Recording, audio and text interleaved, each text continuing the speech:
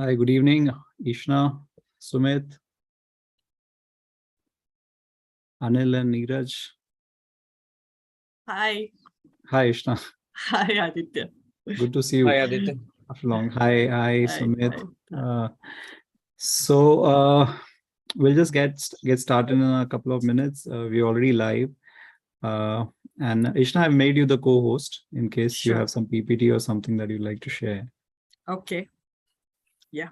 Not a PPT, I'll be taking through the solution. Solution, yeah. Yeah. So we can do that. Quickly. I'm not sure if you or anyone from the team has had a chance to attend earlier sessions. We started this initiative on 2nd of August. Yeah. And as you're aware, every day we are focusing on a different asset class. So today it's all about mutual funds. And we thought who better than ICRA Analytics to start the session, and you specifically to talk more on MFI 360 and the interesting work you guys are doing. Sure. So audience, good evening and welcome back to the mutual fund segment of mutual fund innovation segment of this very interesting large initiative that we've been organizing since August 2. So mutual funds as simpler or as structured or regulated products that they might remain, there are a lot of interesting things that are happening in terms of platforms and products and strategies even in this space. And today's segment is all about talking about some such players who doing some interesting and innovative work. Today we have 5 showcase sessions today, and we're going to kickstart it with a dear friend and a partner in crime now, Ishna Basu. Ishna is the head of product management and digital sales at ICRA Analytics. ICRA doesn't need any introduction, so I'm not getting into that effort. Ishna has 20 years of cross-functional experience, and she's a CA and a CFP by qualification, and a senior team member at ICRA Analytics. ICRA Analytics has set up a very interesting mutual fund research and analytical platform called MFI 360.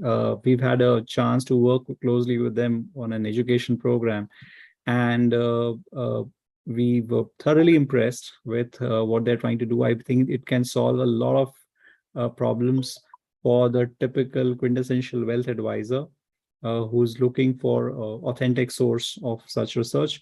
So MFI 360 is a pretty interesting platform, and we thought of starting today's proceedings with a session by Ishna there. So I'll not hold you guys back from this talk. Let Ishna do the talking. Ishna, I mean, just for your information, the audience has joined us through a separate event platform. Sure. So I'm very much here to help you facilitate some Q&A. I mean, in the end, if we have some time, I'll be happy to take some Q&A on your behalf. Sure. We've got around 25 minutes for this entire session. Our next session only starts at 5:30. So over to you, and looking forward. Thank you. Thank you, Aditya, for that very generous introduction. Good afternoon, everyone. I'm very happy to be here with you today and want to thank Aditya once again and the Equalify team for giving me this opportunity. I lead ICRA Analytics' product management team, and we have been steering our cloud strategy for the last few years. We've released a string of cloud-based products across mutual funds, fixed income, fixed deposit asset classes. And we have also been pioneering regulatory research solutions like Riskometer and PRC for the MF industry. Since innovation is the theme for today's session, I thought that, it might be prudent that I take this opportunity to present our very innovative mutual fund analytical solution that's now offered on a cloud platform, which we call MFI 360. And whether you are a fund manager or a fund distributor, advisor, somebody from the product team, sales team, I can promise that the tool has enough and more to offer for everyone. Yeah. Also, to give you a little bit of background that, many of you may be aware that ICRA Analytics pioneered mutual fund research in India way back in 2000 with its on-prem solution, MFI Explorer. And even after 22 years, the product remains as fresh, as relevant, and as popular as ever. And it's widely used by AMCs, distributors, institutional investors, and so on. But with time, we realized that our users might want to access this data and this insights on a more real-time basis. And, this was the thought behind conceptualizing MFI 360. And it's a tool that's powered by the same database that powers our MFI Explorer. And it comes loaded with, all features, all insights that we've been able to collate in the last 2 decades. One more thing from my side before I take you to the product, a very important disclaimer. So we at ICRA Analytics, we do not recommend funds or fund houses. So our objective is only to make available unbiased information to you. So any funds that we talk about in today's session, any fund houses or fund managers that we refer to, it's only, for illustrative purposes, and request you not to construe it as any opinion from our side. Having said all that, let me just now share my screen and take you to MFI 360.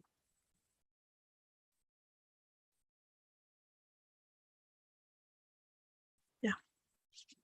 I hope my screen is visible to you.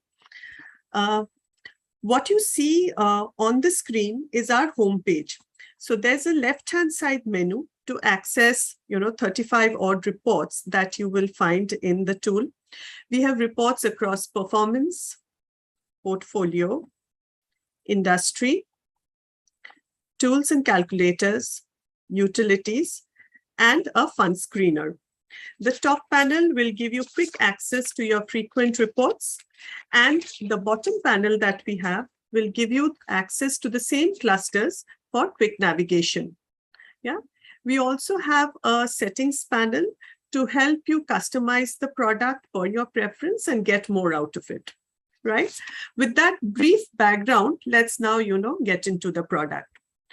So again, taking cues from the theme of innovation, we feel that, innovation is effective only when it is simple and only when it is everyday. So, when we designed this homepage, so we wanted to design it in a way that it gives a wealth of information, even without much training on the tool, so that you are ready to do your research, you are ready to get right into the thick of things as soon as you log in, right?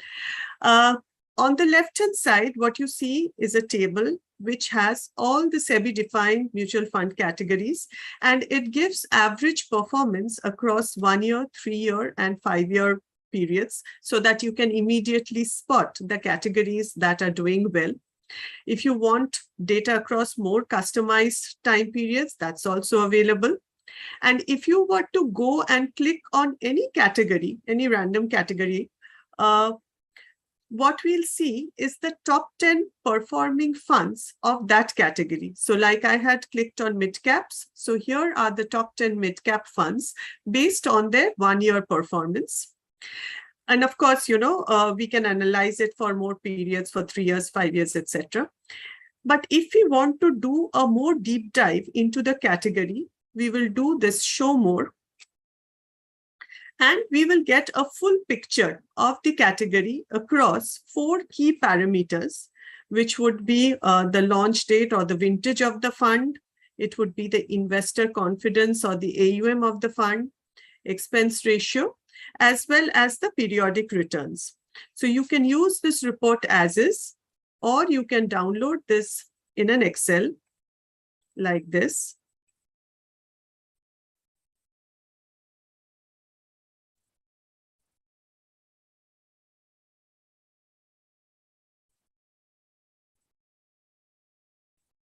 Yeah.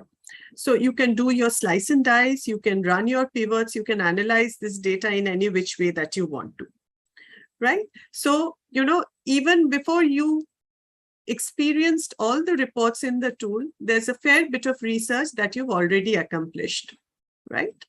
So now, say, based on the research that we've done so far, let's say we have identified a fund that we like and we would want more information around it. So how to find that information? That is also pretty simple. We would just go and click on any of the hyperlinks that we find on this left-hand side. Again, just for illustration purpose, let me click on Nippon Growth Fund. What this will do is this will pull out the fund dashboard and give you all details about the funds across 5 tabs. You will get all the basic details and the AUM chart. Now, let me tell you something interesting about this AUM chart. Say, let's take it out of the system like this. And we can put this in any presentation or we can add it any note. And now let's say we are looking for some more innovative analysis. So on this chart, if we were to superimpose a broad index or a sectoral index or a macroeconomic parameter, and immediately we would be able to get a clear correlation of the fund's performance with the different market cycles or the different economic cycles. So that's quick, but that's, interesting. Here we have the Nav graph, and again, plenty to play around with in terms of periods. We can have the benchmark, not have the benchmark. It's all there and ours to play with. Towards the bottom, this is the fund manager section. And what it does is that it gives details of all the fund managers who have managed this fund till date, and it gives the performances that they have generated. So again, the entire history of the fund, summed up through these 2 small visuals. We also have pre-configured returns for you over here.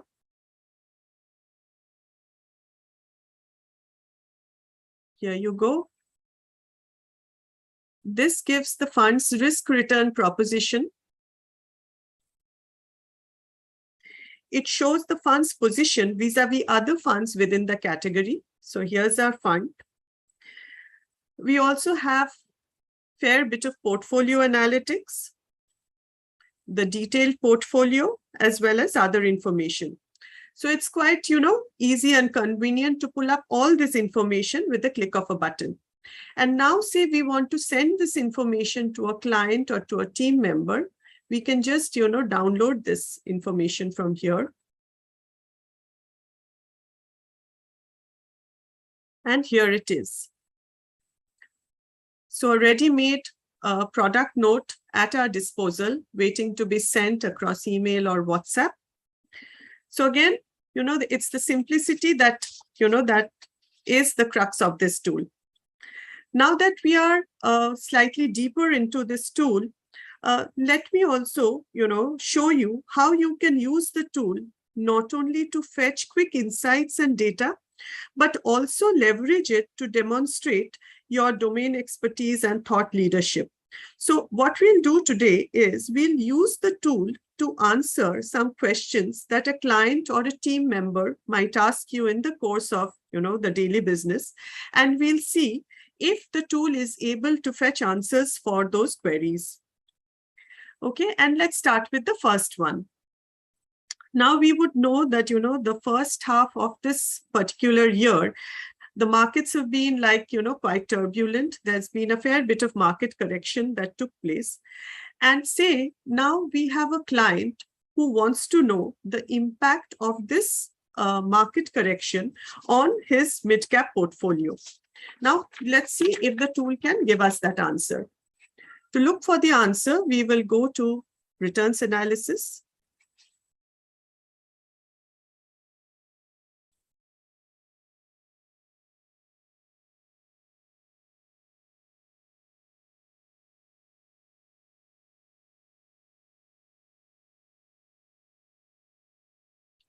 We'll pick the funds. I'm just randomly picking 5. Yeah, and we want to see the impact in the first 6 months. So let's kind of do that.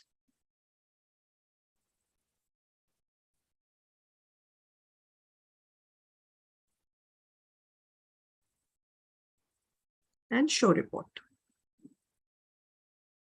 So here we can see how his 5 mid-cap funds performed during the period of the market correction. We can see how much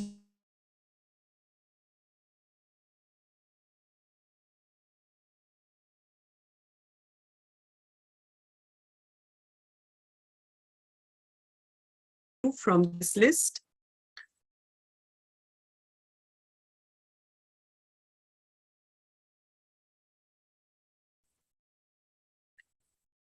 Or we would, want to add the benchmark performance.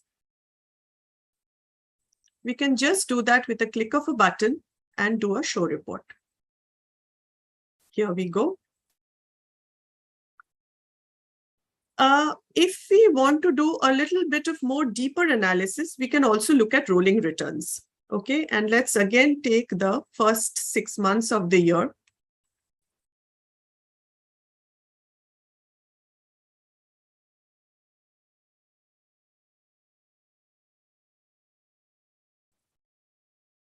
So we are looking at 1 month return at a frequency of 1 month.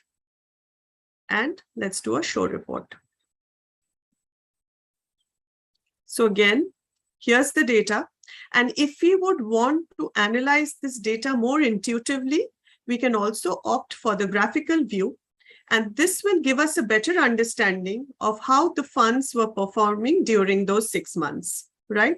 Again, I can, easily add or, remove a fund from this cluster. Right? Let's move on to the next one. So remember, we were looking at Nippon Mid Cap when we were looking at the fund dashboard. Say we have a situation where we have recommended that fund to a client, but the client is quite adamant that they want to know that who is the person who's actually going to be managing his money before he makes his investment decision. So you would need to possibly provide enough inputs to the client to help him make up his mind. And to achieve this, the report that we would take help of would be the fund manager dashboard. We know that, the fund is managed by Mr. Gunwani. So let's look him up from here.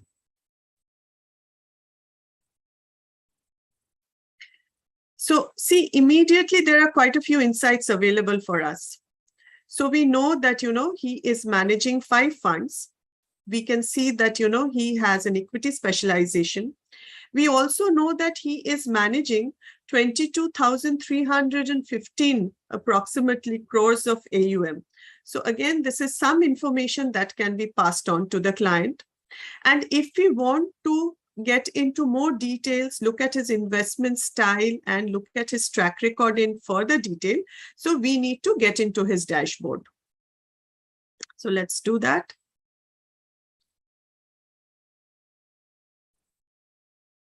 As to be expected, most of his AUM is in equity. So, there's like 83% of his total investments are in equity. And if I click on this, we can see the stocks on which, he has been investing in on the right-hand side. Similarly, if we want to look at his sectoral exposure, we can do it from this chart. We see that he is quite keen on private sector banks, where he has more than 8% exposure. And if we were to click on it, we would see the stocks where he's actually taken that exposure. The section over here gives the performance of not only the fund that we were interested in, but also all the funds that he's currently managing, right? So we can just select from these drop downs and see how he is doing, right? Here are some more performance numbers for us to kind of evaluate his performance. And it's the bottom section that I find most interesting, because what it does, it gives a chronological view of the fund manager's entire history in the mutual fund industry. So it shows his earlier stints, the fund houses where he has worked earlier. It also shows the list of each and every fund that he has managed, together with the performance that he's generated. Right. So there is enough information to make up, our mind about the fund manager and convince the client one way or the other with this information. So this is the power of the tool. Yeah. Now let's solve another complex problem for the client. We know that the importance of portfolio diversification cannot be emphasized enough. And let's hypothetically think of a situation where we are building a diversified equity portfolio for a client. We may have picked funds from multiple categories, right, to ensure that all the eggs are not in the same basket and the portfolio is well balanced. But it might be a good idea to check firsthand how diversified this diversified portfolio is. And to do that, let's go to this report, which we call multiple portfolio overlap. It allows us to compare portfolios of up to 5 funds at a time. We can pick funds from this section. And for this demo, I have chosen 3 funds across 3 different categories. There's a large and mid cap fund, there's an ELSS, and there's a thematic fund. And let's compare to see how they stack up.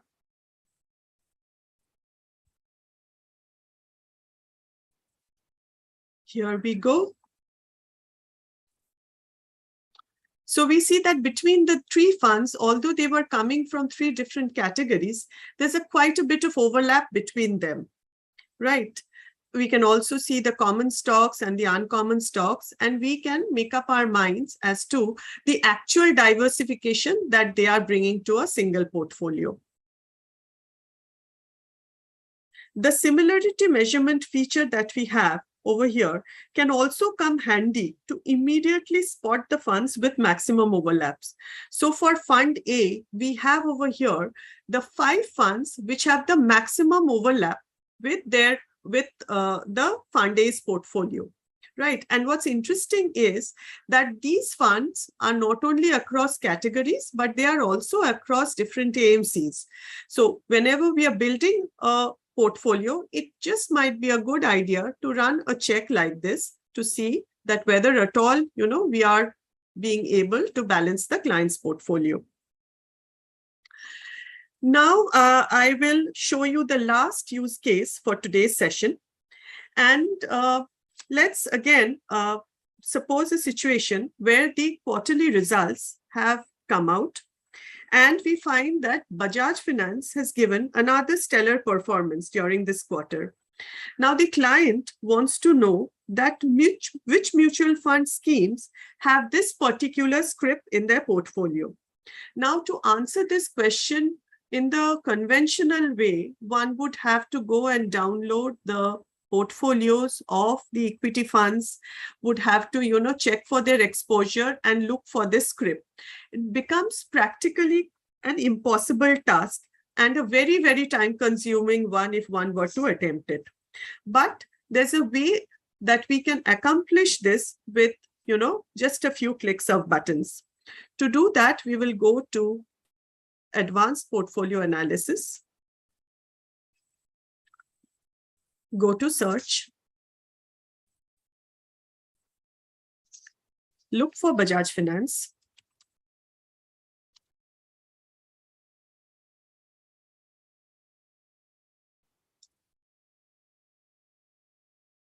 Add it. Select the portfolio month. Toggle for the industry view and do a show report.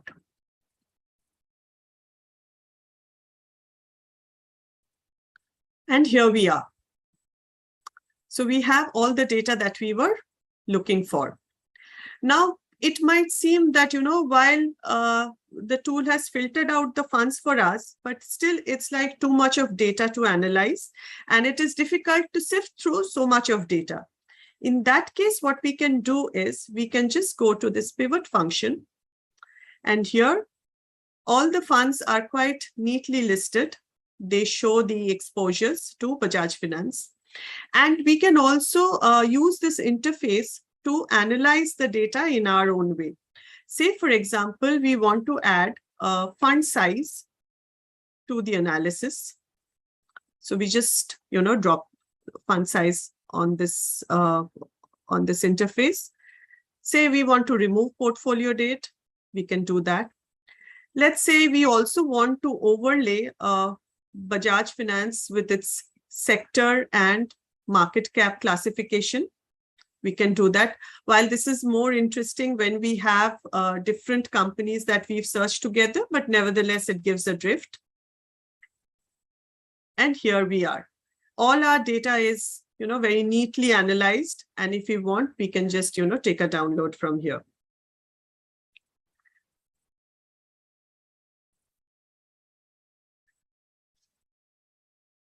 So this is what I had to show today. And believe me, we are just scratching the surface. What I showed is just the tip of the iceberg. The tool supports numerous use cases. And, any question on mutual funds that you can think of, the tool will have a way of answering it. So that's the power of the tool. That's the power of technology. And that's the power of innovation. Thank you, ladies and gentlemen, for listening. Thank you for your patience.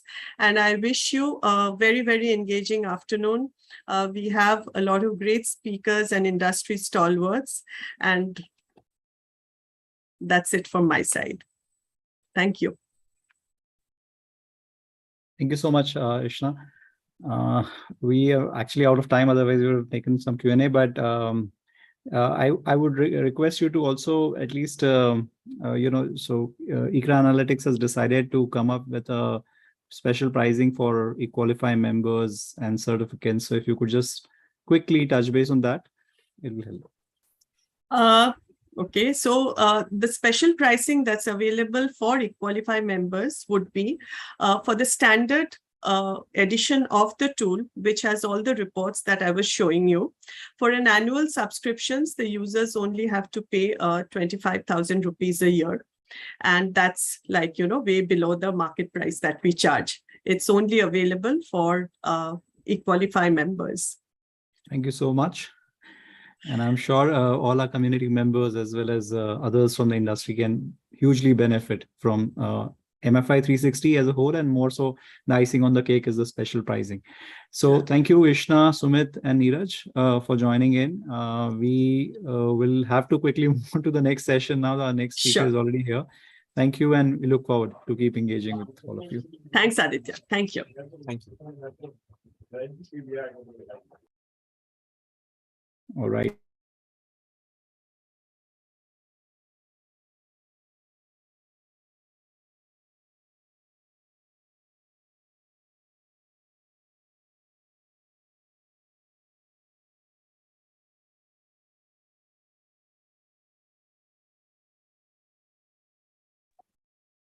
Yeah. Hi, Birja. Hi, Aditya. I lost sound for some time. I don't know whether it issue at my end or now I can hear you. Not sure. Do you have any PPT, Birja, that you'd like to show? Yes, I would want to share a short presentation. Sure. So I've already made you the co-host. Right. So as discussed with you, we have the audience. Our audience has joined in through a separate platform. So Zoom, it's only the speakers and us. If we have around 20 minutes, 18 to 20 minutes for this session, if towards the end, if we have some time left, we'll be happy to take Q&A. Otherwise, we'll request audience to reach out to you or Kotak team directly. Sure. Yeah. So audience, please join me in welcoming our next speaker, Mr. Birja Prasad Tripathi, who heads the product team at Kotak AMC.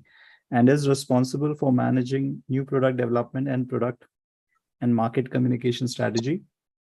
He is a PGDBA in finance and marketing and has an experience of more than 18 years in product development and asset management and insurance.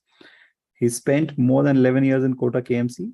Prior to this, he was associated with reputed companies such as Aditya Birla Sun Life AMC and SBI Life Insurance. So welcome, Birja, again, and our first time working with you. We hope, we're looking forward to your session, and I'm sure the audience and everyone around will benefit immensely from listening to you. So over to you. I'm very much here. If you need me to facilitate anything, I'll be happy to do that. Right. Thank you. Thank you very much, Aditya, for that lovely introduction. Thank you to all listeners who have come in with a lot of expectations. I hope my presentation can shed some light on the wealth creation journey that everyone is, kind of hoping to achieve through all the knowledge sessions. So let me just share my presentation. Yeah, I got.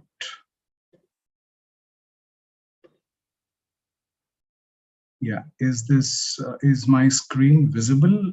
Yeah, it's visible. Yeah, perfect.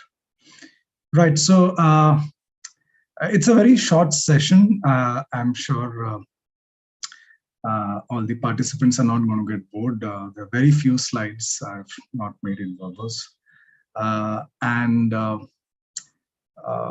I'm sure over last few days and in the course of the next few sessions, all the participants are going to learn a lot on various mutual funds, AIFs, PMSs, and tools and techniques to track their investments and grow their wealth.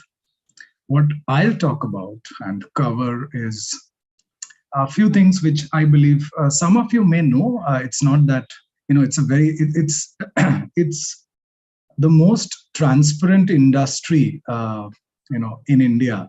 And not only in India, I would like to believe, having got exposure to various international regulations and international funds through Kotak's international arm, I can confidently say to all the participants that Indian mutual fund industry is by far the most probably a little too transparent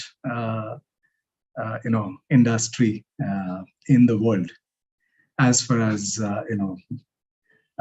your wealth management is concerned. So I'll talk about, so that's why I said some of you may know what I'm going to speak, but I would like to believe that this is not something which people who are focused, and I would like to bring to everybody's attention only two innovative ideas I have. So there are many, but I would like to discuss two today. So today, most portfolios, mutual fund portfolios, are pretty well known, and thanks to the awareness campaigns and a lot of investments in the past couple of years. And so everyone is aware about the usual diversified funds. So there are large cap funds, mid cap funds, small cap funds. All of them are broken down as per market capitalizations. Then there are mix, like large and mid cap funds, a mix of large and mid cap. Then there is multi-cap fund, where you have a fixed allocation of 25% minimum into large, mid, and small. Then you have flexi-cap funds, which can move across large, mid, small. So one day they can become large cap oriented, and tomorrow, if the market changes, they'll become heavily tilted towards mid and small cap. Then you have VLSs, which is basically flexi-cap or multi-cap oriented strategies, but come with tax-saving option as well. You have focused funds. Again, most of them are either flexi-cap or large-cap oriented. And the only difference is they cannot have more than 30 stocks. So it's a concentrated portfolio. And then there are many sectoral and thematic funds in the industry. To be precise, I think there are some 118 sectoral thematic funds in the industry. You definitely need an advisor if you're going to invest in sectoral and thematic, or you need to be highly engaged with the industry to be able to pick those funds. But nevertheless, the point is they're all pretty similar. They're all kind of sedans, hatchbacks. They're all so they will take you the distance as far as wealth creation is concerned over the long period. They're great funds. You do not need too many innovative funds in your portfolio if you have a few good diversified funds. But if your goal is to accelerate your wealth creation journey, and if you want to have some allocation to differentiated portfolios, and so you need a different vehicle, right? So you need portfolios which look at the future, and not allocate only to traditional portfolios, not to discount traditional portfolios. And I think there's a reason why majority of allocation is to traditional portfolios. And in fact, Kotak's AUM is also heavily tilted towards these traditional open-ended diversified schemes, and they play a very important role, and they should be part of everyone's core portfolio. But you cannot ignore innovative strategies.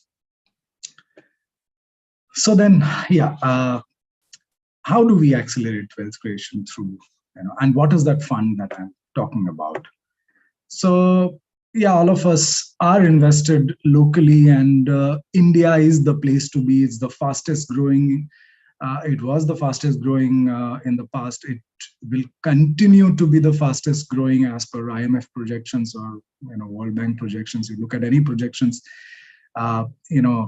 the acceleration probably would have reduced, but we are still going to be the fastest growing. There are no two ways about it over the long period of time. And being Indians, we have to invest heavily locally. But you can't ignore the globe, you see, because there are a lot of opportunities which are available in the globe, which is not available in India. There are many reasons why you should want to, invest across the globe. And so my proposition is to look for funds with local plus global exposure. Because if you invest only in global, obviously that's a very different kind of, that requires a very different kind of expertise. And if your entire portfolio is local, you're missing out on a big chunk. So local plus global is the theme that you should be looking at. And currently there are 7 funds which have local plus global exposure, and you would be surprised that in the last 1 year they have received roughly 18,000 crores. In fact, even I was surprised when I did this analysis and tried to see how much they have received. Majority of which is in one fund. I would not like to name the fund. It's a small fund house, but a very nice fund. They have got great return. Investors have made a lot of money, not from Kotak stable, it's from a different fund house. So that's pretty popular because it has its AUM and number of folios at least say that it's very popular and people know about that fund, which has local plus global exposure. But even Kotak has a local plus global exposure fund, and very few are aware. We were unable to scale up. People have not taken notice. It's kind of an undiscovered fund. Like there are undiscovered, unresearched stock ideas in our capital market. This fund kind of remains kind of undiscovered among mutual funds. So it has roughly 81% local exposure into domestic, which invests into domestic ideas, and roughly 19% in global ideas. So global investment is through funds, because Kotak does not have expertise globally in trying to, kind of identifying stock ideas. But yeah, we kind of invest through other funds who have got a lot of expertise and presence globally. So, and the fund's performance speaks for itself. So it's undiscovered, probably because it does not build a very long track record. It's yet to build a very long track record like some of our other funds. But it's been close to 3 years now, and since inception, CAGR is close to 25%, which speaks for itself. And look at the alpha. I mean, 4% alpha since inception. It's close to 3 years. And it's not that the alpha is against a puny benchmark. The benchmark is representative of the strategy. The benchmark itself has got 15% global exposure and 85% Indian pioneering innovations ideas. And even over a period of last 2 years, if you see, it's a CAGR of 31%. So brilliant performance managed by Harish Krishnan, who manages our blue chip fund, who manages our balanced advantage fund, who manages our infrastructure fund. So most of his funds are doing phenomenally well. And he has shown how pioneering, investing into pioneering ideas can. So basically, pioneer means innovation. So anything which you can categorize as innovation, the fund will look to invest into that. So when you say innovations, it is not, it's not that when you say innovation, you think about only digital ideas, or let's say you go to blockchain, or you go to only the tech side of things. That's what is innovation. No. Innovation is anything that you do differently, like you challenge the status quo. If you're doing a traditional business, and if you're doing, in the same way that you have been doing for long, and the entire industry is doing that way, then it's a traditional industry. You're doing things traditionally. That's not innovation. But in the same industry, if you're doing things differently, if you're challenging the status quo, so either you bring in new products, or you bring in new processes, new way of doing things, then you can be categorized as an innovative company. So we have defined roughly 120 companies currently as innovative companies. So we under our research universe, we have roughly close to more than 350 companies today, and out of that, only 120 companies is what we believe can be categorized as innovative companies. So it's not the entire basket that we research. It's a very small universe, and we constantly update that, who demonstrate innovative characteristics. And this universe is roughly 30% of the overall Indian market cap. So it's it gives you the basket is not very, very wide, but it's a multi-cap oriented approach. And the best part, it gives you access to relatively new economy businesses. And it's a good mix of large, mid, and small caps. So roughly currently also it's around 50-50. So 50% is in large caps and 50% in mid and small caps. So it's a great mix of portfolios. I'm talking only about the domestic part. And so talking about innovation, so we have even Reliance in the portfolio. So somebody may ask that you are saying it's an innovative portfolio and you have Reliance as well. But Reliance is there for a reason. It's not because it's a traditional portfolio. And it was, let me tell you, nowadays it is very difficult to get product approvals from regulator, and for good reasons. Regulator is doing their job to bring in differentiators. So you just can't get by saying that, this is the idea and, regulator kind of gives you approval. No, it doesn't work that way. I've been a product guy for last 18 years, and regulator has become stricter over the years. As far as giving approval to products, you have to show how is this different. And we had to demonstrate to the regulator that this is investing into innovative companies, and we had to define how we are defining innovative companies, and we had to show to the regulator all of these 120 companies. And once they were satisfied, we got an approval 3 years back.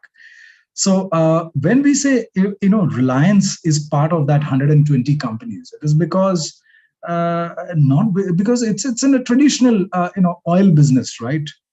Majority of its business is coming from crude oil. But if you see, the company has been transforming over the last couple of years. You look at the investment they're putting in the new age business.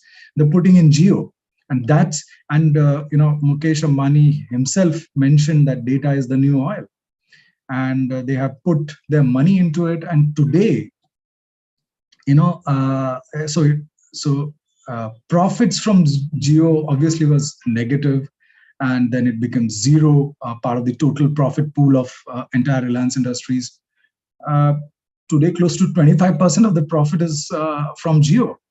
So that itself tells you that where the company is moving, and that's why we characterize this as a innovative company. So those 120 companies are these kind of companies, and you get a good mix of large, mid, and small caps as well in the portfolio, and that's why it is reflected in the performance as well. Now on the global part, why 80-20? See, ultimately, domestic business is where majority of long-term growth is there. But at 20% exposure to the globe, it does a lot of good to you. Why? Because you get exposure to global top ideas, which is these kind of companies. Let's be honest, it'll be a long time since we see a company like Google or Microsoft coming out of India. Infosys and TCS have done a great job, but they can't be categorized, like Google or Microsoft. So I know companies like Amazon, Apple, Lightspeed, AMD. There are many examples. I mean, these are some popular names. Over the course of the time, even I came to know of a lot of companies which I had no idea about in the globe. There's so many innovative companies doing a lot of different things and growing. And these are profit-making companies, and the profits are going. These are not companies which are like normal startups with a lot of investments and long runway before they show any profits. No, these are cash flow generating companies, which are there in US and Europe.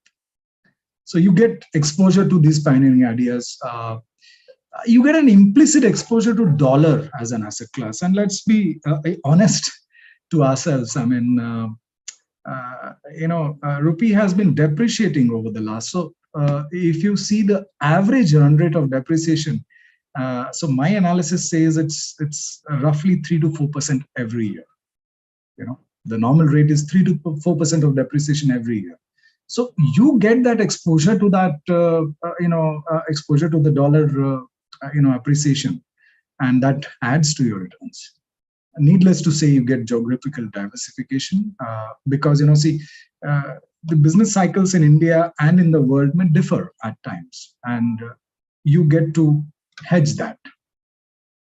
So a local plus global, exposure kind of gives a lot of fillip to your overall portfolio. Just to go a little more into the details, so obviously it's a thematic fund, so 80 to 100% has to be invested into pioneering innovations theme. 20% can be invested outside of that.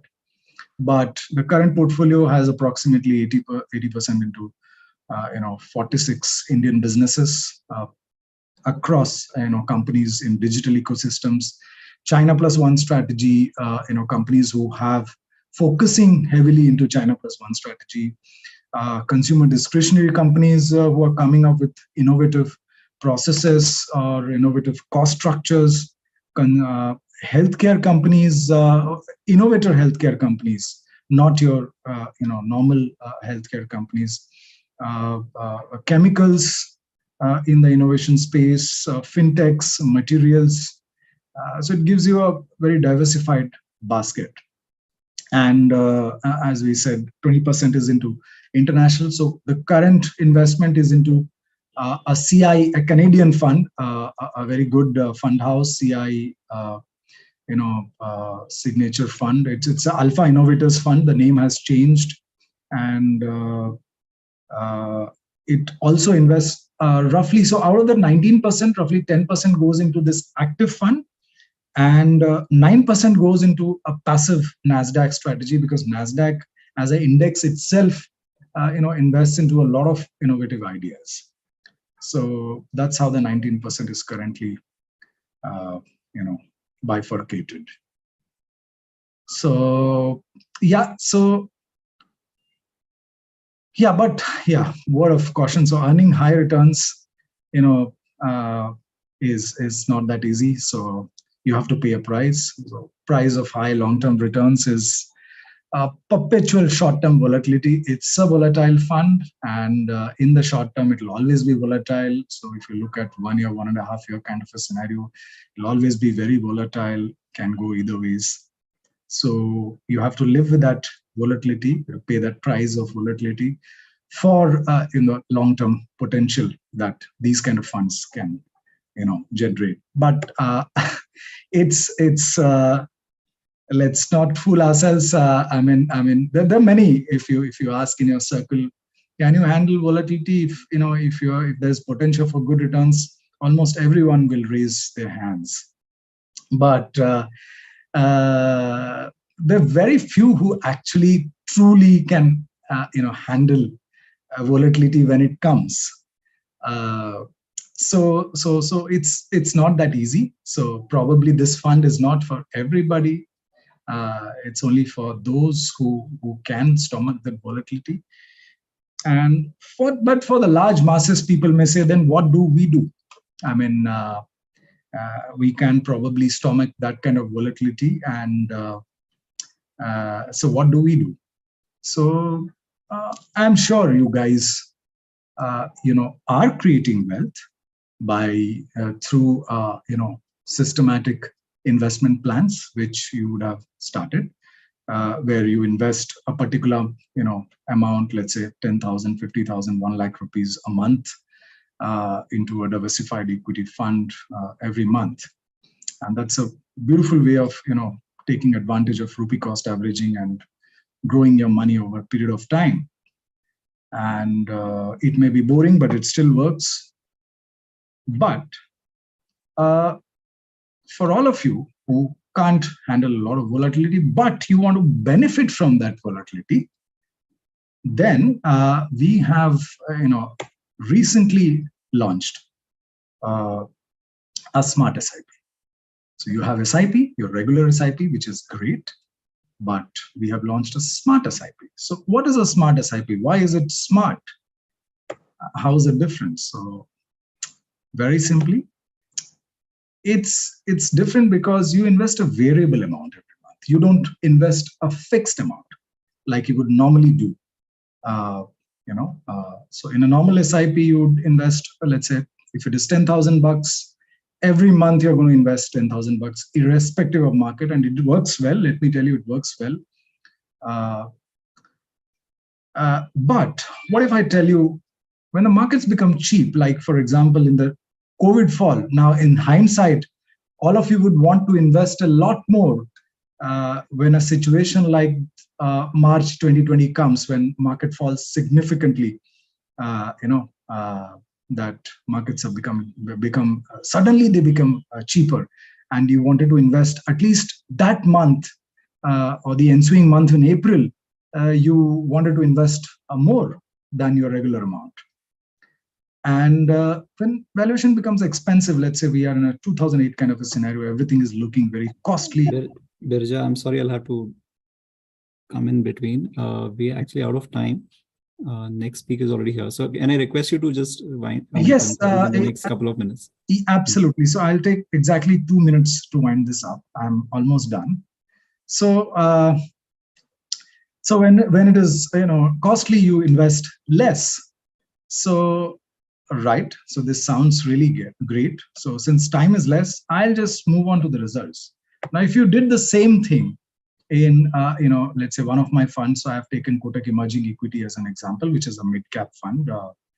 And if you'd have invested 1 lakh rupees a month, since we did this from the maximum time possible. So we did this from 2010 onwards, January 2010 till July 2022. So roughly 12 and a half years of history.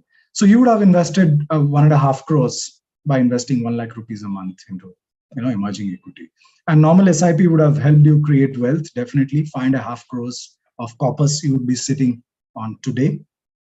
But you'd have done the same thing through smart SIP, where you're investing more when the market is cheap and investing less when the market is costly. So you would be sitting at 8 crores. So just by investing 37 lakh rupees more over the period of time, obviously because you're investing a variable amount, but you have invested only 37 lakhs more over that entire 12 and a half years. And you have generated close to 3 crores more wealth. So that's the power of a smart SIP. So with these 2 ideas, I think I'll leave these 2 ideas with you to help you with your wealth creation journey. That's my time. Thank you. Thank you so much, Birja, and for this quick education session. I'm sure the audience benefited, and even those who couldn't join live and will be watching the recordings later will thank you for the same. Sorry for the time alarm. I think we would look forward to have more detailed sessions with you soon. Sure. Yeah. Sure. So, thank you. Thank you so much. Have a great day. Bye. Thank you. Thank you, everyone. Audience, we'll quickly move on to the next session. I think we're already running around 10 odd minutes late for that. We have with us Mr. Vikrant Mehta here. Hi, Vikrant. Do you have a presentation that you'd like to share? Yeah, I'll do that. Just a minute. Hello. Yeah, can you hear me? Yeah, now I can hear you. Yeah. Yeah, I'll just share the PPT if you can give me access. Yeah, sure.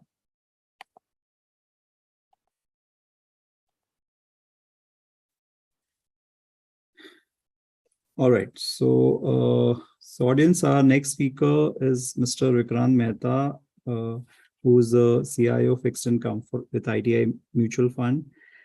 He joined ITI Asset Management in January 2021 and brings with him more than 25 years of experience in fixed income markets. His last assignment was at Indiabulls Asset Management Company, where he was designated as the head of fixed income and successfully managed various fixed income products. Prior to his role, he has also spent more than a decade at Pine Bridge Investments, again, where he was heading the fixed income and subsequently was the Asia Sovereign Analyst for Pine Bridge. He holds a master's degree in engineering from Ukraine, and he's also a chartered financial analyst from ICFAI Hyderabad. So, Vikrant, thank you so much for joining in and welcome. We have around 20 minutes for this session. As you're aware, this is a showcase session. The audience has joined us through a separate virtual event platform. If we have some time towards the end, I'll be happy to moderate the Q&A for you. Yeah. I appreciate that. Thanks, Aditya. Thanks, everyone. I think I'll immediately start with the product presentation. So I think the conservative hybrid categories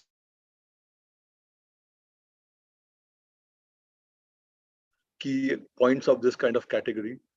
Typically, this category will have more exposure to debt and less exposure to equities. That's the first point. The endeavor is always to deliver consistent returns across cycles. Expectations are that the portfolio be of very high quality, and obviously this should be an all-weather product and should be able to deliver across times. So this is the basic key kind of highlights of this category. we being the probably nth fund house to launch this kind of product, so obviously, we thought that we need to be a slight differentiator as against what is already available. So with that in mind, we thought of launching the conservative hybrid fund. This fund was launched in the month of March of this year, and we are just about 4 odd months into this product. In terms of positioning, as we all know, since this category has a little bit of equity, this will be slightly more aggressive and more risky as compared to pure debt funds. So in our existing bouquet of debt and hybrid funds, this would be slightly above the dynamic bond fund category and below the balance advantage category. The endeavor has been, to try to deliver on 3 things, the 3 R's, so to speak: reliability, regular returns, and resilient returns. So since it's a mix of debt equity, and the endeavor is to beat inflation on an ongoing basis, if we come to the debt part, we kind of came to a conclusion that there is no use trying to be in a strategy which will be a maturity defined strategy, because that won't work. So we need to have a strategy which would be dynamic, flexible, and should be able to work across cycles. So the debt part, which is in our case anywhere between 75% to 90%, would be dynamically managed, which will be very actively managed. So we did, since this fund was launched in the month of March of this year, so we took the data till December of last calendar year. And on a 3-year rolling basis, what output came out was that the dynamic fund category, the well-managed funds, they were able to deliver a return in excess of 8%. This is the period ending December of last calendar year. So we thought that, obviously there will be some outliers, there will be some extreme situations. So we assume that, we should at least hope, aspire in that sense, that 7% is something one should aspire for from the debt part. Similarly, since it also has an equity exposure, and I think the endeavor was that we need to create a product which will be a traditional product plus kind of a product. So for somebody who is very used to putting money in non-mark-to-market, typical traditional products, if at all he has to come to the equity side, the safest equity product, so to speak, would be probably buying the Nifty index, the Nifty 50 index. So that was where the equity component came from. So for 15 years CAGR, in the period ending December of last year, the Nifty has delivered a CAGR of more than 15%. So we thought, obviously, the past may not always work in the future. So we thought that, a 12% kind of return is something which one should probably aspire for. So this is something which was at the back of our mind. So based on these kind of genesis, this kind of thought process, we thought of creating a product which would typically, be able to beat inflation across time, give a return and a good experience for people who are transitioning from a typical non-mark-to-market traditional savings product into a debt hybrid product, and they are open to taking slightly risk. All these numbers which we're talking about are just hypothetical numbers, and we are just kind of talking about these aspirational kind of returns. It's not something which we are saying we'll be able to deliver. So, so based on that, we thought that a strategy which should deliver based on our kind of interaction with our partners, because our partners came to us last year. As you know, during COVID times, bond yields had fallen to a very ridiculously low level. People were not even, getting single-digit return, high single-digit returns. So they wanted something which would at least be able to beat inflation. So based on the feedback of our partners, we came with this product where the debt would be actively managed, while the equity would be passively managed. So active debt, passive equity. This is the USP of this fund. The debt product will be exactly managed in the way we have been managing our dynamic bond fund or the banking PSU fund. It will be very active. The durations can change probably every week or every day or every month. Because in today's new world, today's new normal, dynamic management is the new normal. We are going to be in a period of extreme volatility, and this is going to continue for the next couple of years, if not longer. So you can't have a passive strategy for debt. You need to have a very active strategy for debt. So the USP is going to be active debt and passive equity. Now, when I say passive equity, what do we mean? Basically, we also thought that we don't want to have a fund manager bias into equity, which is why the equity component will be purely a Nifty 50 index. And the allocation will be passive in the sense that it will be managed, it will be allocated as per the Quant model, where the model will tell us what would be the equity allocation. So, and the equity component will be totally passive. It will be just, as I told you, the Nifty 50 index components. That's about it. So we thought that, all these things look good on paper, but we need to get it back tested. So, so we did the back testing of this product, where we assumed a debt return of say 7%, the debt component part, while the equity would be managed as per our Quant model, and the element would keep on changing as per the market dynamics, as per what the model will throw us. So we did a back testing of the model for the last 20 years. So for example, from Jan 2000 till December 2020, so 20 years, if you take a 1-year holding horizon on a rolling basis, so we got about 5,207 data points. So what came out was, if the model would have been working from say 20 years back, and it would have exactly done what the model would have kind of told us, only on 5% of the time, a probability of 5%, the returns would have been negative. So the return would have been just about negative, only with a probability of 5%, assuming one only came with a 1-year holding period horizon. But obviously, we are not encouraging people to come for 1 year. We are looking for people who are coming here for 3 years, because that's where the traditional savings product actually works. But anyway, for a 1-year horizon, we found out that if our model threw out a kind of a probability that only 5% of the time the return would have been negative. While on the average, the return would have been at least 7%. While obviously on the extreme cases I'm talking about, the return would have been negative only 5% of the times. So if somebody were to come for a 2-year horizon, so the data points reduced from 5,207 to 4,955, because obviously the holding period is now 2 years. What came out was that not a single time the return would have been negative. So somebody would have come for a 2-year horizon and would have taken the worst of everything, the worst of the market. Still, he would have come with a 1.8% positive return in the worst of times. And obviously, if the things were very good, returns would have been far, far higher. As you can see, the 100% probability shows a very high return. But I would like to highlight the worst case scenario and not the best case scenario. Similarly, if you go on a 3-year period, the number of data points come down to 4,710, in which case, the minimum return would have been 3% CAGR. That is assuming somebody came at the top of the market, So that was what the model kind of, threw out the data. And this is what has given us the confidence to launch this kind of product, that we will be managing it in a very active basis, active debt and passive equity. So what this fund will kind of deliver is basically it will be having a lot of flexibility in terms of changing the allocation of debt and equity, because the model will tell us what sort of allocation to have. A diversification, obviously, because you get best of debt and best of equity, being the Nifty 50 index.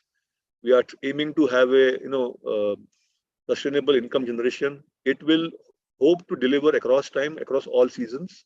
And as I told you, the idea is to have active debt and passive equity. Since it's a more of a debt product as compared to an equity hybrid product, it's a debt hybrid product. I want to make people understand what do we mean by active debt management, because this is what is going to be followed in the conservative hybrid fund. So people who would like to see, this is a chart which shows how we have done active duration management in our existing dynamic bond fund and the banking PSU fund. The red line is the duration, how it was moved in the dynamic bond fund. The blue line is how the duration has moved in the banking PSU fund. The data is from December 2020. While the green line is the yield on a 3-year benchmark AAA generic bond of a public sector undertaking. So as you can see, as the green line is moving upwards, the red line and the blue line are moving downwards. This is how we have managed duration actively.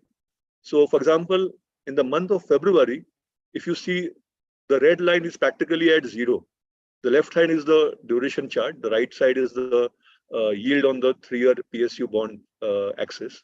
As you can see, for a considerable period from Feb, March, April, May, the duration of the dynamic fund was practically 50 odd days.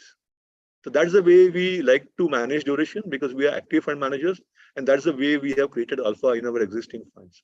And the similar strategy will be adopted in the debt part of the conservative hybrid fund. It's only when we thought that the worst is over, the duration started going up. As you can see, the latest data shows that the duration of the banking PSU is somewhere close to 2 years. Please see the left side of the axis, which is what the duration axis is. So this is the way it is going to be managed: active debt and passive equity. Now, when I say passive equity, it is going to be led by the in-house quant model, which will talk of what is the kind of allocation we should give to equity. So this model is a prop model, in-house model. It's a quant model, which will depend on 3 factors: valuation, which is typically going to be the price to book; trend, which is going to be the earnings growth; and volatility, which will take into account external factors like currency, commodities, debt, and equity. So all these 3 factors go into giving us an output, which will tell us what would be the equity allocation, since the equity allocation will hover between 10 to 25. So in extreme bearishness, it will be at 10%. In extreme bullishness, it will be at 25%. That's the way we intend to run, and that's the way we have been running our existing this current product since the month of March.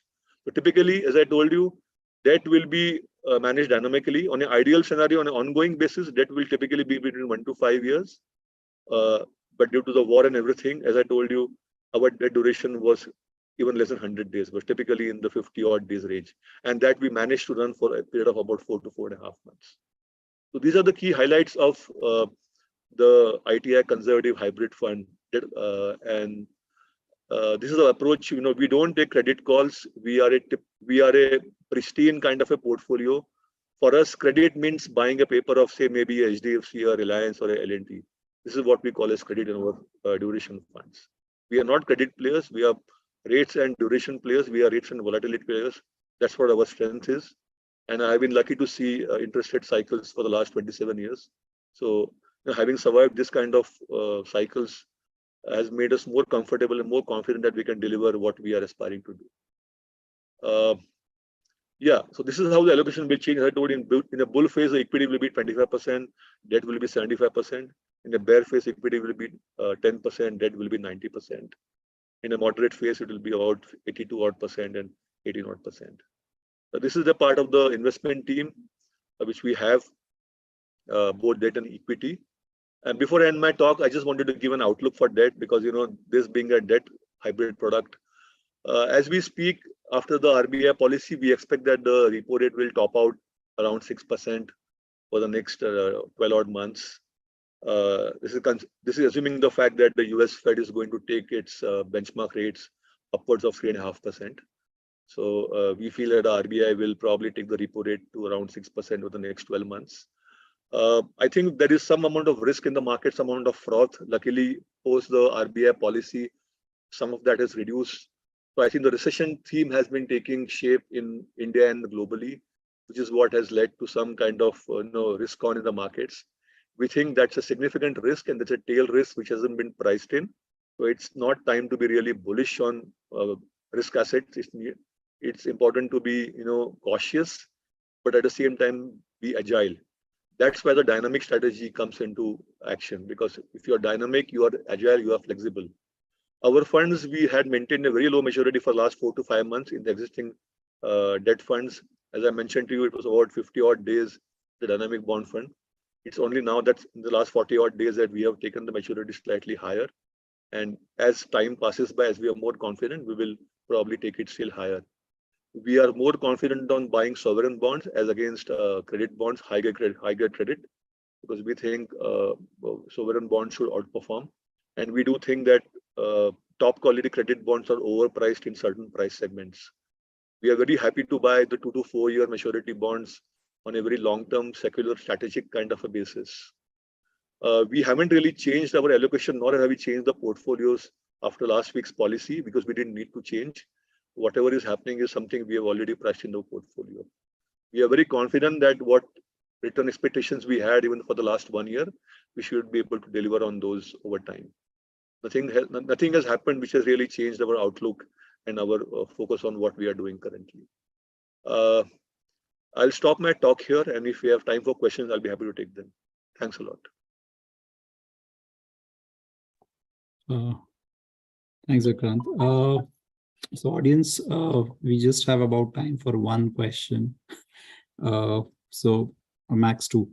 If you can be quick. So please use the button, options button on the footer, left footer of your window, and put up the questions quickly.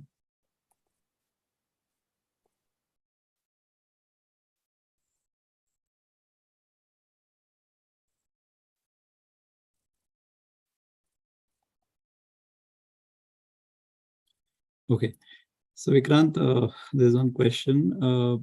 Are debt funds allowed to invest in low-rated securities also, such as A minus? I mean, does SEBI allow that? Yeah. So for people who are not aware, from last December, SEBI has made some changes to the credit quality of the portfolios. This is post what happened 2 years back when a couple of funds were shut down. So now it's a fundamental attribute for every fund to quantify, to qualify what is the kind of credit quality the fund will have. So there are going to be 3 credit qualities which are going to be fundamental attributes. The pristine A quality will be typically the top-notch credits, so a AAA kind of a portfolio, while the funds which were shut down 2 years back would be in the C quality portfolio. And one can be in between these two, which is the B quality. So that's a fundamental attribute. So no fund manager, no fund house can change the portfolio quality without informing the investor or giving an exit option to the investor. And since we are on this talk, I wanted to again qualify and mention that all our funds are in the pristine A quality. Sure. So to answer the question of the gentleman, yeah, some funds can have a A minus, but then the quality of the portfolio will not be A, it will be probably B or C. That is what you would need to look at the funds quality of the portfolio. It is called as the PRC categorization. Sure. And it's a fundamental attribute. Sure. Well, Vikrant, I'm afraid we're almost out of time. So audience will have to stop it here. Hopefully, if Vikrant takes out some more time from his schedule, wouldn't mind having a standalone session on this topic sometime soon with him for all our members and our audience. But for today, Vikrant, thank you so much for the time and efforts you took to come and enlighten our audience. And I'm sure the people here would be happy to reach out to ITI AMC team one way or other. But thank you and have a great day. Yeah, thanks a lot.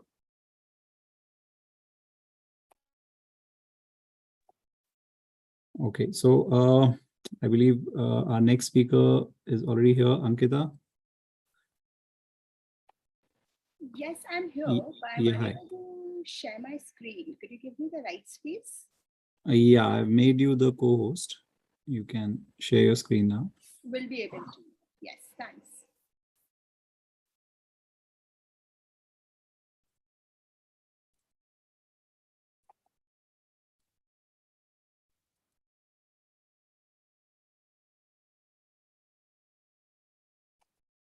So tell me once you're ready.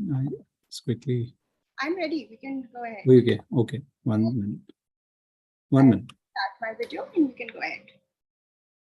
I'm able to share my screen. So yeah, so just give me 1 minute.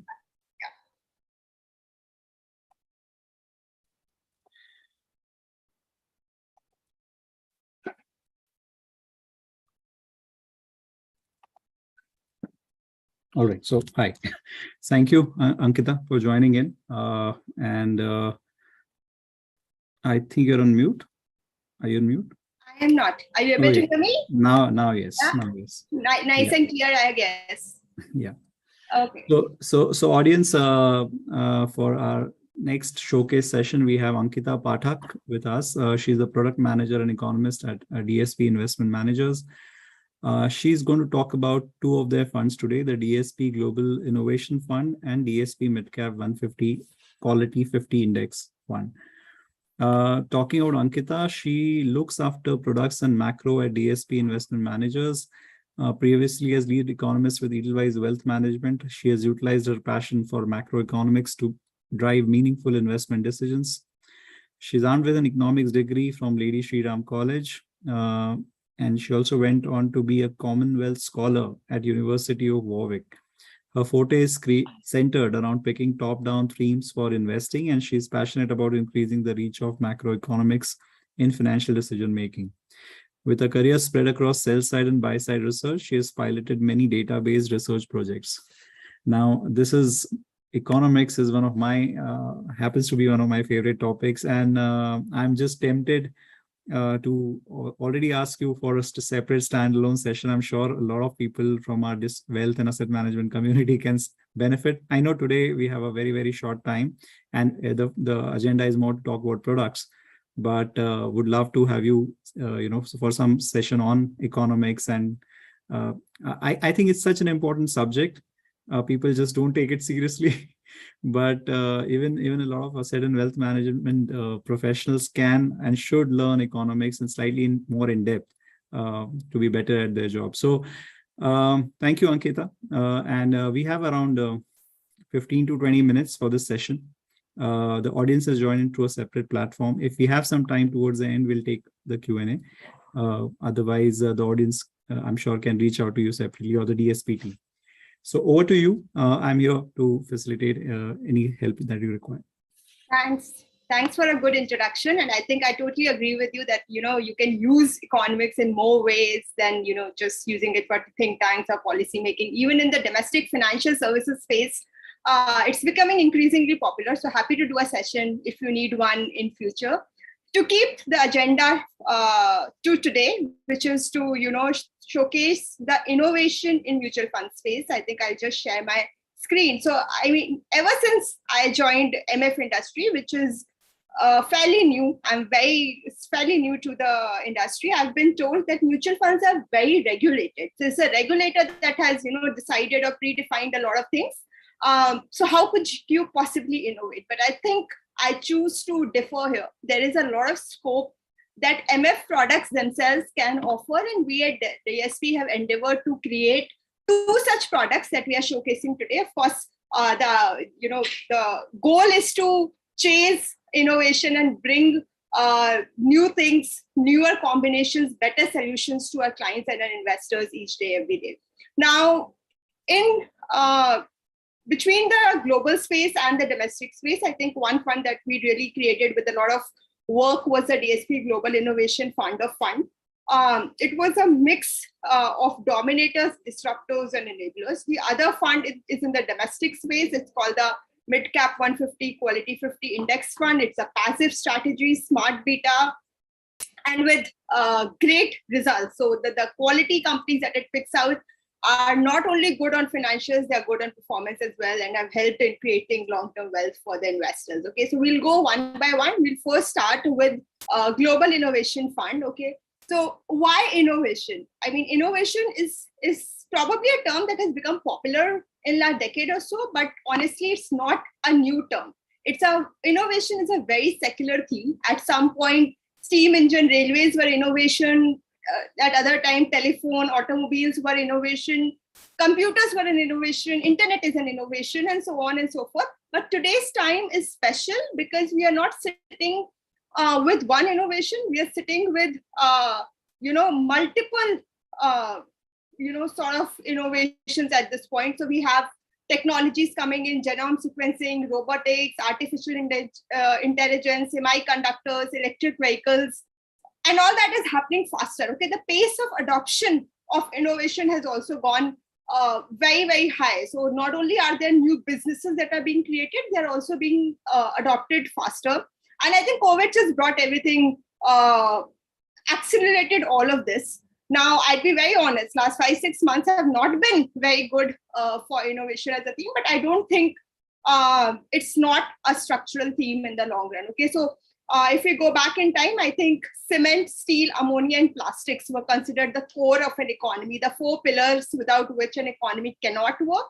I think we need to add the 5th pillar of technology to this definition very, very soon. So a lot of us hold hard metals, cements in one form or the other in our portfolios, but taking some calibrated exposure to the new economy also is a case that should be, exploited at this juncture. But innovation has a lot of risk. Okay, so innovation is not easy, and I mean, all of us, for every successful Gmail that we have, we lost Yahoo, we lost Rediff, we lost Hotmail, or for successful WhatsApp, the BlackBerry Messenger, which was a heartthrob of corporates at one time.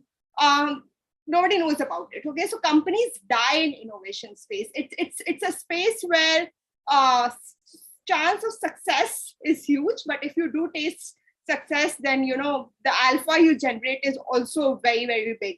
So then when we at DSP were curating this fund, we were very conscious of this risk. There are 2 things that we did outright. One, we diversified it very, very well so that it's not, taking a overexposure to a single theme. It's not getting, screwed to one innovation fund, or it's not feeding into one fund. And the second step, which was in direction to make sure that the investors don't enter at the wrong time and exit at the wrong time, we called it a SIP only NFO. So it was an NFO which was collecting money mostly in SIP. We were encouraging clients to come via SIP route. And we've also gone out and said no to some lump sum money that we did get. Okay, so if we look at the structure of the fund as was envisaged, we were taking a decent enough exposure in semiconductors. And why semiconductors? Okay, I know SOX has been down significantly so, but semiconductors are enablers of technology. Okay, so these are the companies which help technology companies run. Semis in itself are not tech, right? So we have enablers of technology. We have disruptive technology. Some of the new names that have come, we don't know which of them will, make it to the top, which of them will be the new Apple, but likes of DoorDash, Shopify, etc., that had started to do well. And then, of course, the established companies. We need those in our portfolio as well, because they are the ones which provide stability and resilience to the portfolio at this juncture. And I remember we said that this fund was beyond fantastic. And in the recent correction that we had seen from Feb to up till last month, maybe we've seen some momentum coming back in the markets of late. This particular fund in the SIP route had fallen lesser than funds or if the investor had invested directly in FANGs. So because of the Netflix results and the downfall that the large caps had seen, there was I think 10 to 12% correction there, but this particular fund had only fallen about 7%. So I think our idea of going beyond fantastic helped.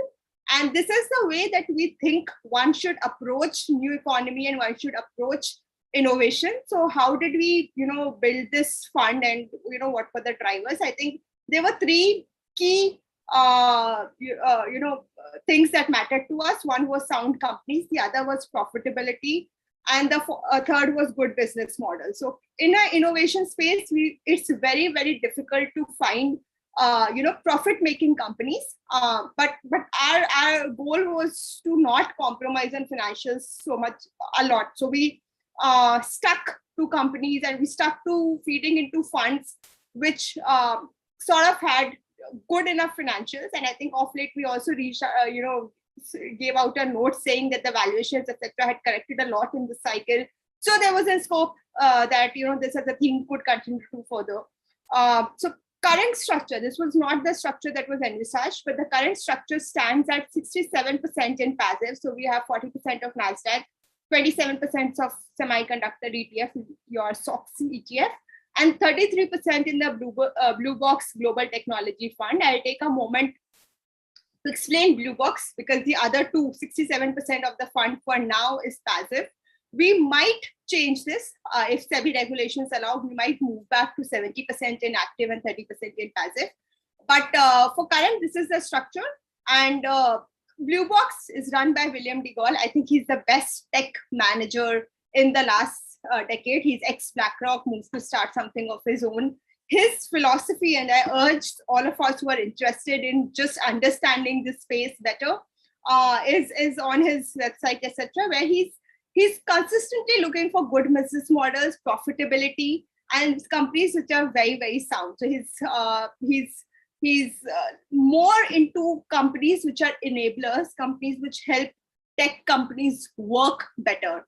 And very resilient portfolio, did not fall as much as other tech funds had fallen in the last 6 months of corrections. I think we like this structure. We like that this fund gives us a chance to invest in new age technologies, but it also takes away a lot of risk and volatility because of the mix that it has. And as and when we get space from SEBI regulations, we'll add another active fund that we have done due diligence on to this and balance the fund more towards the active side than the passive side. So I think the whole structure, be it now or be it after the tilt, will cater to audiences who want to take exposure to innovation, but with reduced risk and with reduced volatility in their portfolio. And of course, SIP is the way to come through in this fund. We'll stick by those words when we look at it.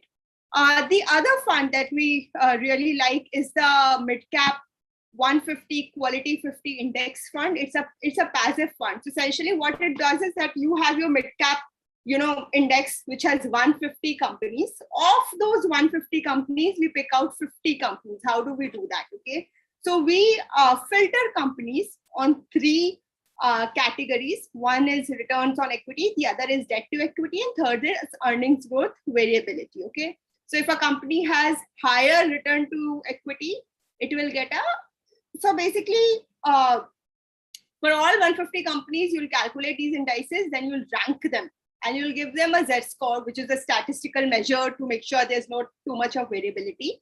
Now, a company with a higher ROE, lower debt to equity, and lower earnings growth variability gets a higher rank. Okay, so in that way, all 150 companies are ranked, and you get 50 companies which are high on quality. Now, why would you do that? Why would you choose quality? Why would you not, go with an active fund in the mid-cap space?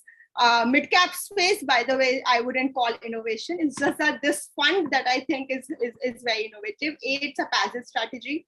So the cost or the expense is really low. And B, the smart beta construct of it leads to many good outcomes. Okay, so I said that we've,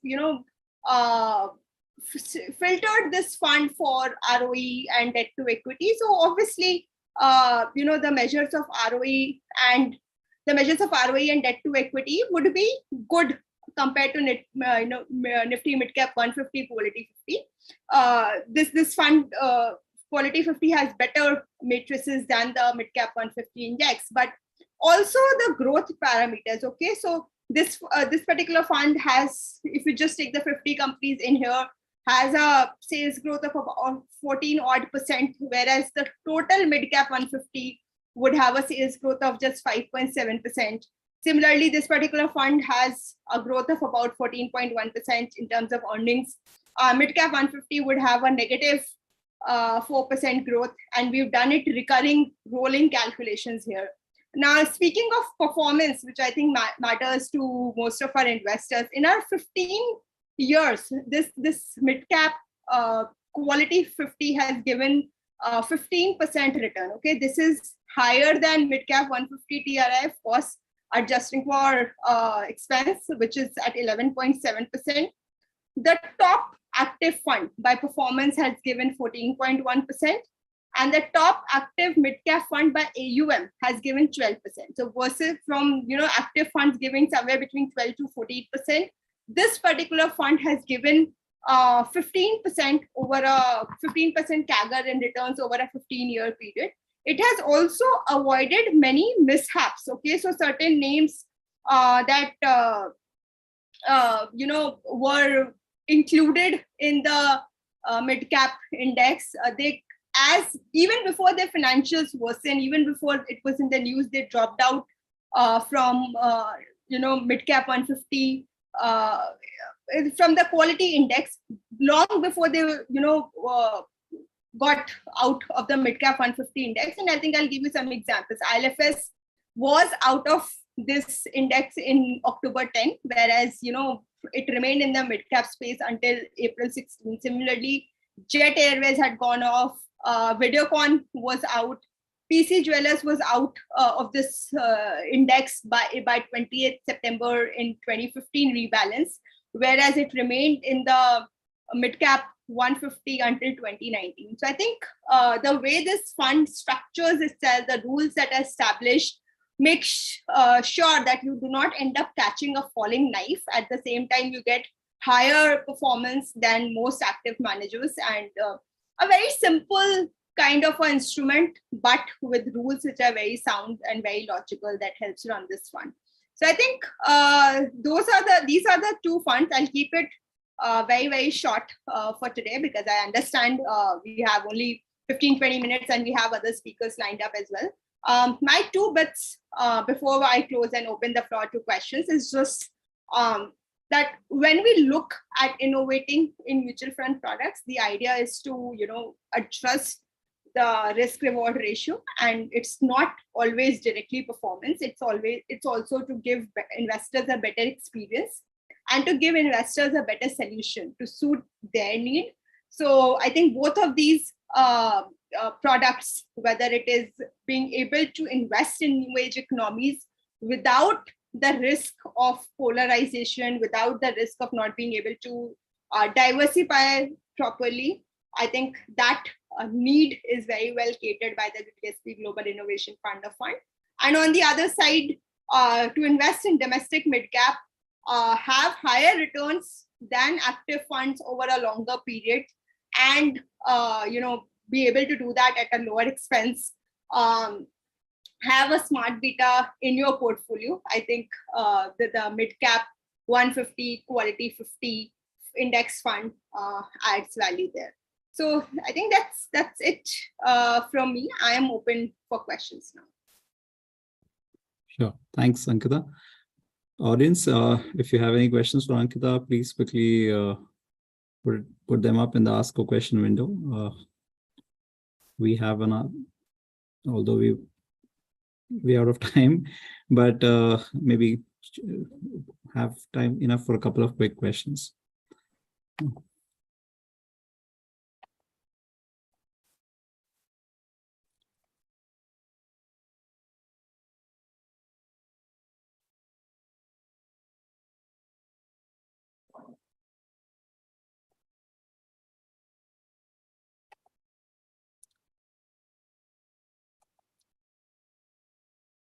Yeah, Ankita, just be there for a minute or two.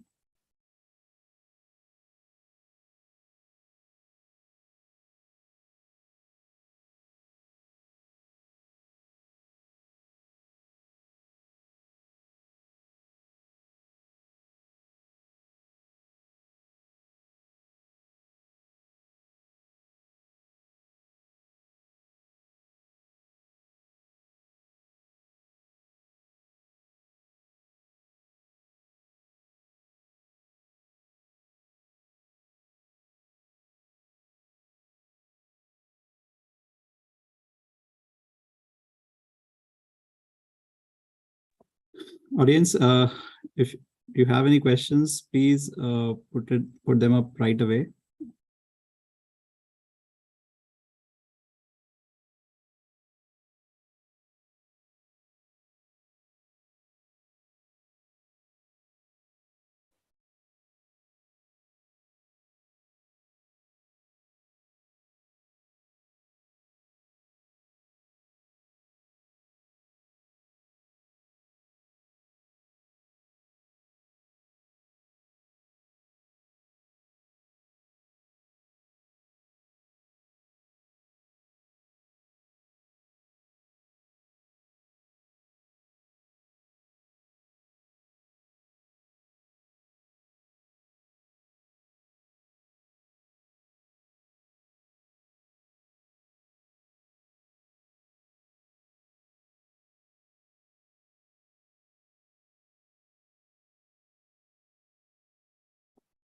Okay, I think I can see some questions. One sec.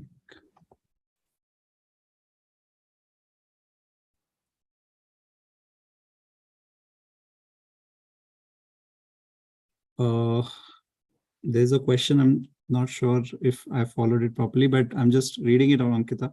Sure. This is regarding the Global Innovation Fund of Funds. So what conditioning or secondary characteristics do you look for when it comes to stock selection? Sure. So I think I get a gist of the question. So it's a feeder fund. Okay. So it feeds into other funds. So instead of, picking the right stocks, we are trying to pick the right managers for us.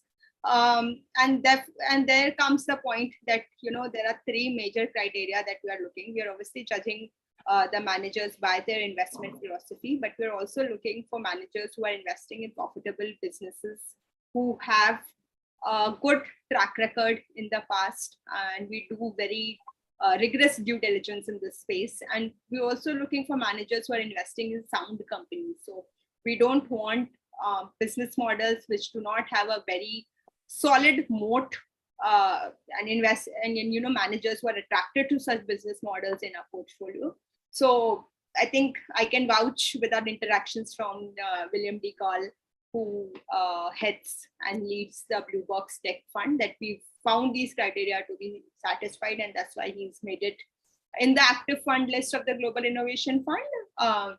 The other two funds are passive for now, but as I said, when SEBI gives us more space to look for active funds, we are on the parallel doing our due diligence, and we might increase the allocation to active funds when the SEBI limits allow us to. And again, we'd follow the similar criteria to choose our managers. I hope that answers the questions. Yeah, there's a follow-up question from the same delegate. What non-financial characteristics do you examine with stock selection? I think these are sort of sound companies or business models are non-financial and in themselves.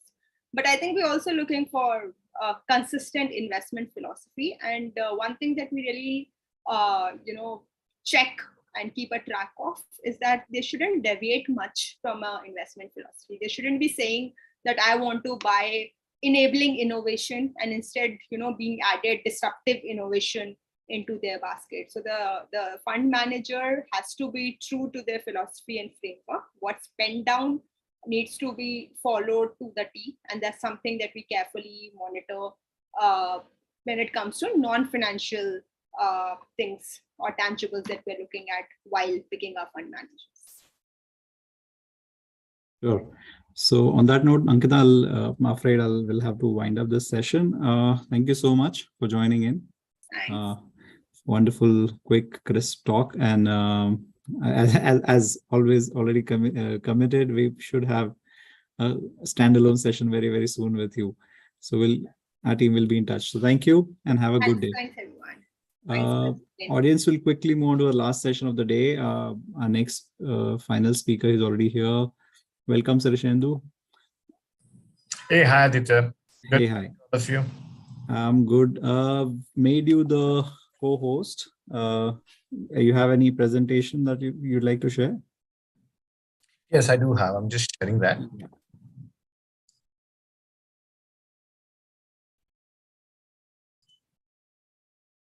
Yeah, just give me 1 minute. Presentation visible? Yeah, it's visible. Just give me 1 minute. I think we'll just take a minute or two of break. This is the last session and the audience also has been listening non-stop. So we'll start in the next minute or two max. Sure.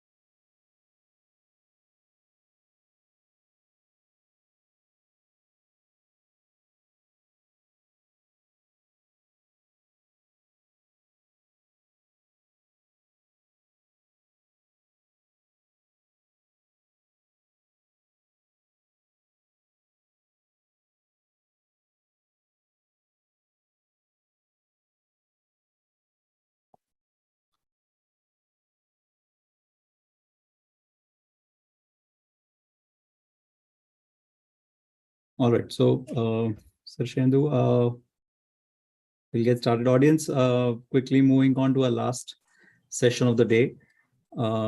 This is going to be delivered by Mr. Sir Shendu Basu. He's the head of products at IDFC Asset Management.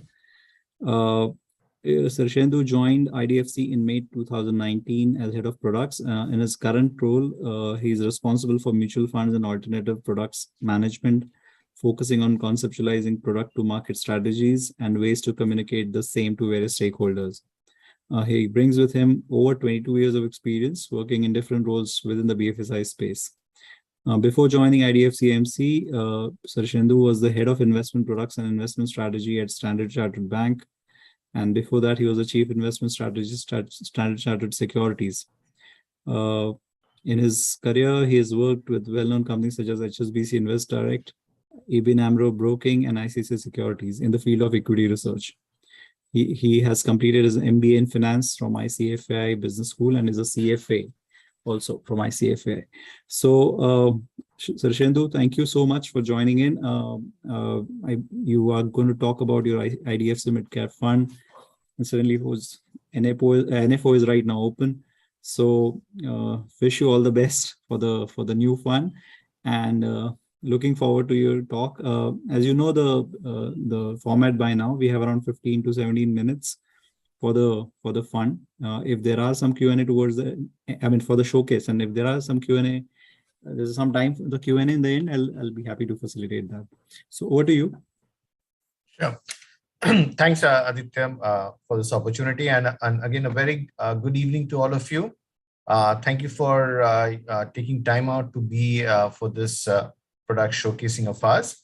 As you can see, we are talking about the Mid Cap Fund, the IDFC Mid Cap Fund. And what I'll try to do is that to take you through why we feel that mid cap as a strategy makes sense from an investor standpoint, and how actually this category per se has grown and has a lot more opportunity in store for the future as well. So we'll quickly cover these 2 points. As you can see, one is what is the opportunity we are talking about, and then what IDFC Mid Cap Fund does within this category probably differently. A quick number, as you can see out here, that the mid cap index across various time frames has been consistently outperforming the large cap index. So be it a 3-year, be it a 5-year, be it a 10-year period.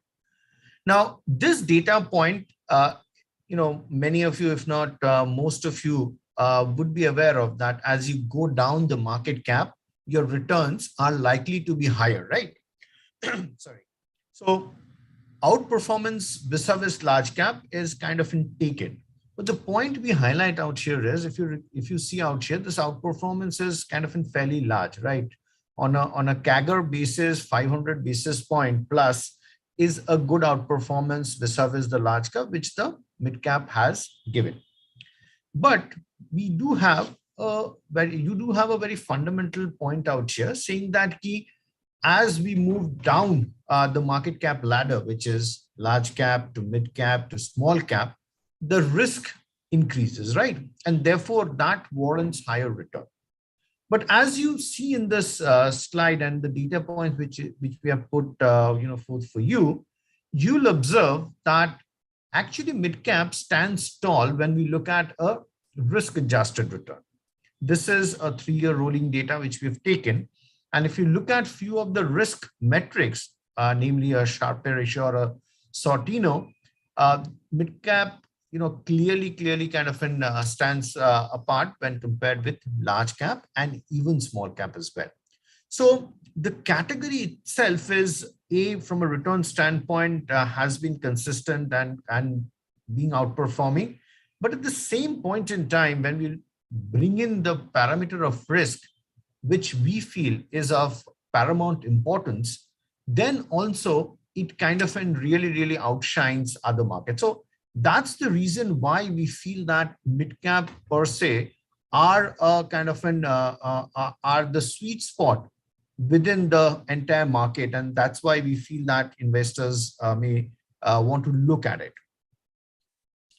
The other concern which we often have when we look at anything but large cap, including mid cap, is that, as we go down, my liquidity will reduce, which is these are not that large. So buying in and selling for the funds also would be difficult. And by virtue of them being a non-large cap, they can't take more money. But what we've tried to see, showcase out here is that mid cap actually in size has grown very significantly. And the size, when I say, I'm referring to the market cap. Now, let me explain this a bit. And let's, be with me, please be with me in this slide and this data point. Now, in 2019, when we look at the average range of market cap of mid cap companies, and therefore, the range therein was about 9,000 crore to about 27,000 crore, right? Now, guess what? In 2022, if we look at that range has actually moved out significantly, actually moved out by 72%, wherein the minimum in this mid cap as a category is about 16,500 to about 47,000. So actually mid is not, less. In fact, it's not very small as compared to large cap, or it's kind of moving to the erstwhile large cap size as well. So the size has of this space in the market has got augmented over a period of time. And what it does is that its liquidity has got enhanced. It can absorb more investment, and getting in and getting out of the stocks are also easy.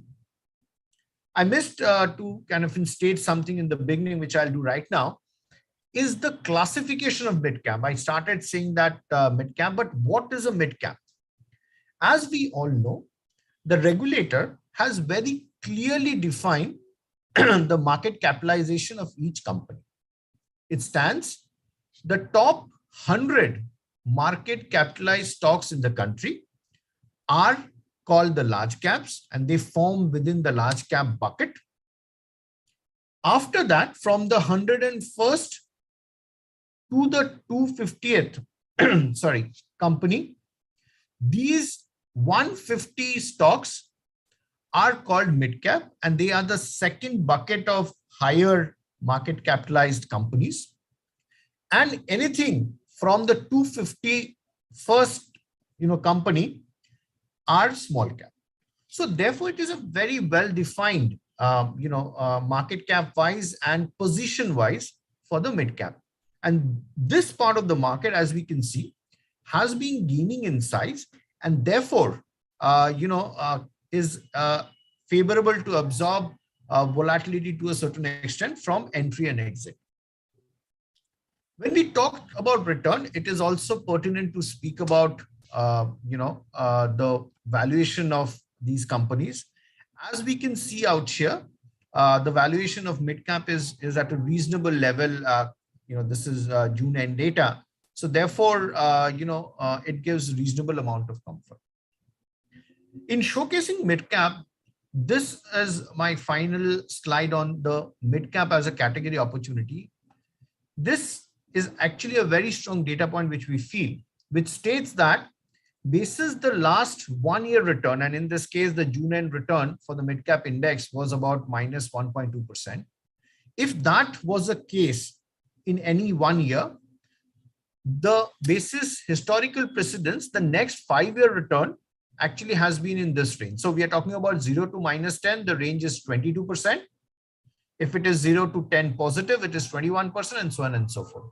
So what it means is that historical data does kind of support the fact that within at this range, the next 5 year opportunity can be fairly large.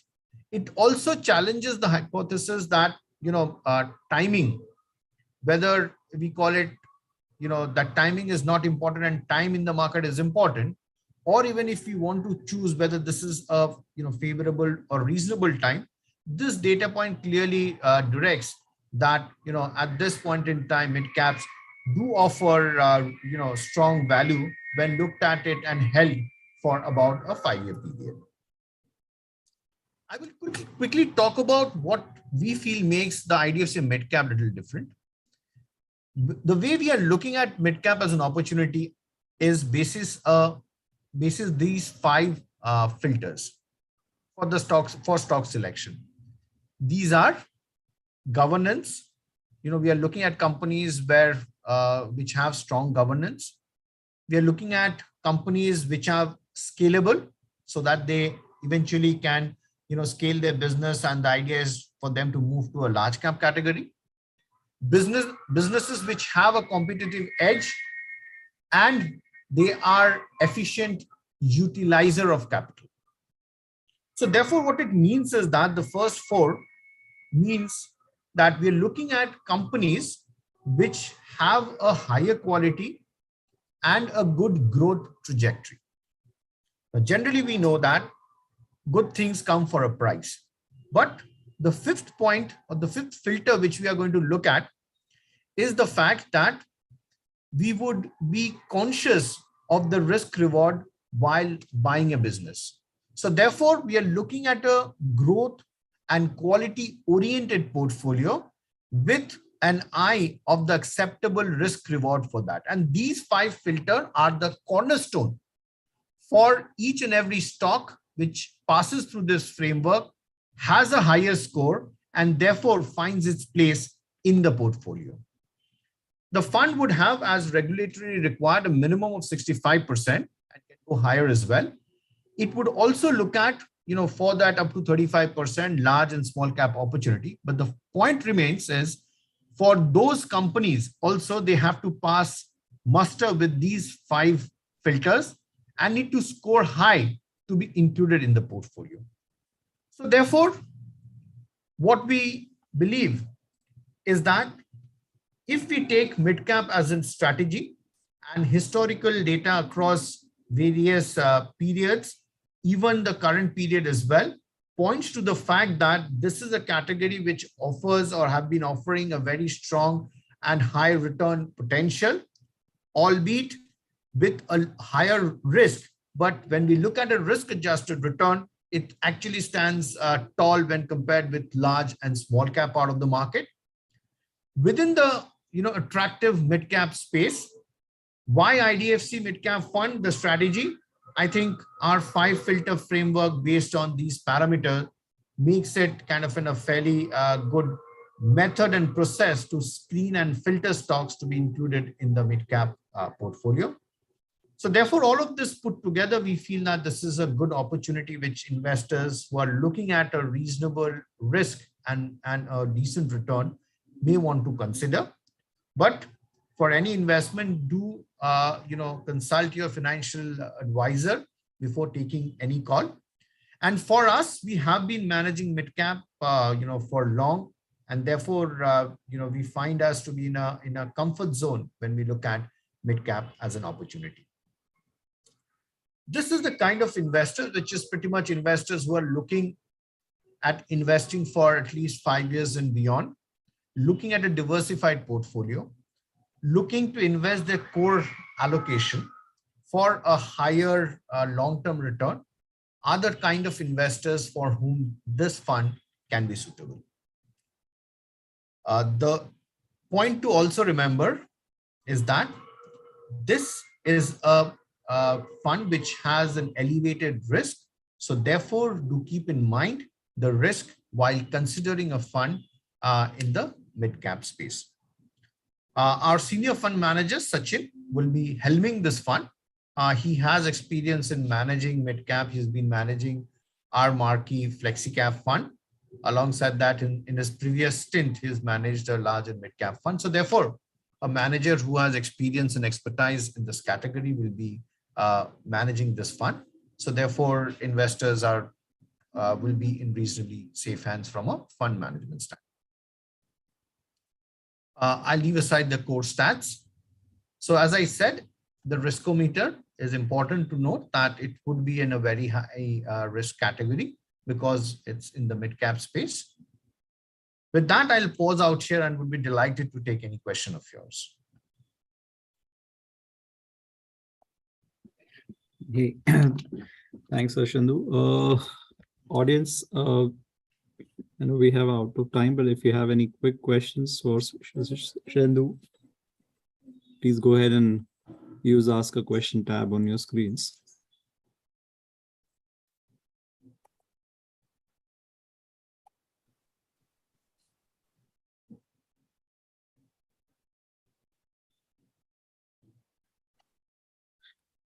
Yes, Shendu will request you to just hang on for a minute or two. Sure, sure.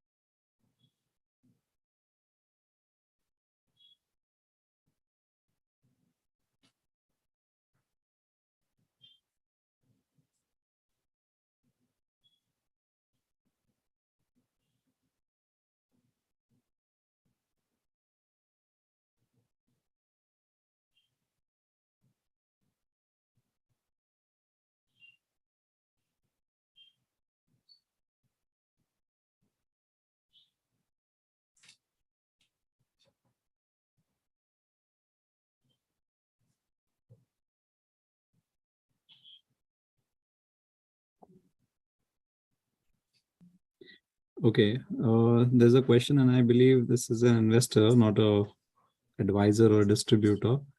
So, I mean, just reading out the way it is. So for mid-cap funds, typically according to you, what are the advantages and disadvantages in today's market? Sure. So the advantages, as we kind of clearly showcase from a return, and more importantly, if I just go to the return and risk aspect which we covered, that's, I think, is the kind of biggest positive if you look at mid caps per se. So it's not only return, but also the risk adjusted return, which is to be looked into it. Another aspect which is there for mid cap is that, the number of sectors which form part of the mid cap universe in India gives a lot of opportunities, right? And there are significantly more sectors than when we compare it with, say, a large cap index, right? So therefore, within this category, if you look at from a bottom-up stock standpoint, there are opportunities. If you look at sectoral, from a sectoral standpoint as well, there are interesting sectors which form part of this index, and therefore put together, on one side, it offers opportunity of choosing company, and basis historical precedents, the returns, as well as more importantly, as I reiterate, that the risk-adjusted return has been pretty good. So this is the good part of mid-cap. The risk associated is that definitely the absolute standard deviation would be higher. It would be a tag more riskier than large cap because it's the next set of companies. Although we did showcase that the market cap of this category has kind of moved up by 72% in roughly 2 to 3 years time, but still it is less liquid than large cap, and that may have a tad bit more volatility, or will have a tad bit more volatility when compared to a large cap. So I would say one needs to be cognizant of the fact of the absolute standard deviation or risk, while as we kind of clearly see from the data that from a risk adjusted standpoint, it does stand in a good position. So that I would attribute to be a risk for the mid cap. I hope it answers the question. Sure. There's one more question from, again, looks like an investor question, slightly interesting one. So what do you recommend investing in, NFO or a fund which has already shown performance in the past? So that's a very pertinent question. So the way we look at it is about the experience of the manager, right? So that's the reason why we did emphasize on the fact that mid cap as a category, if you look at, is not new to IDFC as a fund house. In our existing funds, we do have coverage in mid cap as far as stocks, as well as in reasonable quantity or reasonable value as well. So therefore, our fund house is very well conversant and aware of mid cap. The second part is that the manager, the captain of this fund, he has been managing mid cap as a category as well in his existing funds, namely our FlexiCap fund, which is one of the marquee funds, and even in his prior stint in his erstwhile organization as well. So therefore, I must say therein the performance has been pretty good within the quartile 1, quartile 2 kind of a performance over there. So when we look all of this in totality, what is on offer is a process-driven, 5-filter process-driven stock selection methodology, which actually goes through and looks at quality and growth at reasonable price, which is what it looks at. All of this would be done by a team, our CIO's overarching guidance, and a fund manager who has experience and expertise in mid-cap. So therefore, if we talk about experience, it's loads in out here. Obviously, it's a new fund. The benefit it will have is that, here the fund would be invested, or the money collected would be invested over a 3-month period. So therefore, our fund manager would have reasonable amount of time to kind of keep allocating and keep investing. So I think that's an added advantage which he'll have in the market. And over the 3-month period, he would need to complete his full investment. When I look at all of this in totality, I think that gives an edge, when we look at and compare it with probably an existing fund. The good thing about, or the prime thing about an existing fund is that it's been there, done that. But out here, if you look at here, we'll say the fund manager has been there and has been doing it. So that's how I would like to state. Sure. I think on that note, so Shanu will have to wind up the session. But thank you so much. And as I said, all the best to IDFC for this NFO. I'm sure this will set up some new benchmarks. But an audience, thanks. I think, thank you. If you have any questions for the IDFC team, please feel free to reach out to them separately. And I'm sure all of them will be available for you on social media or their contact details on their website. And with this, we conclude the mutual fund innovation segment today. Tomorrow, we'll all connect for the insurance and pension segment at 4. And we hope you're finding all the sessions fruitful and getting new insights about different asset classes and getting better hang of the trends that are in front of us. So please do make the most of this. Most of our speakers are more than happy to connect with you off the line. So do that. And please share the feedback with us as well. If you feel we have another 3 days to go. So if you feel there are some other, we can do anything that is better, please do let us know. So thank you on that note, Sir Shrindu. Thank you again for the efforts and time. And audience, take care. And we all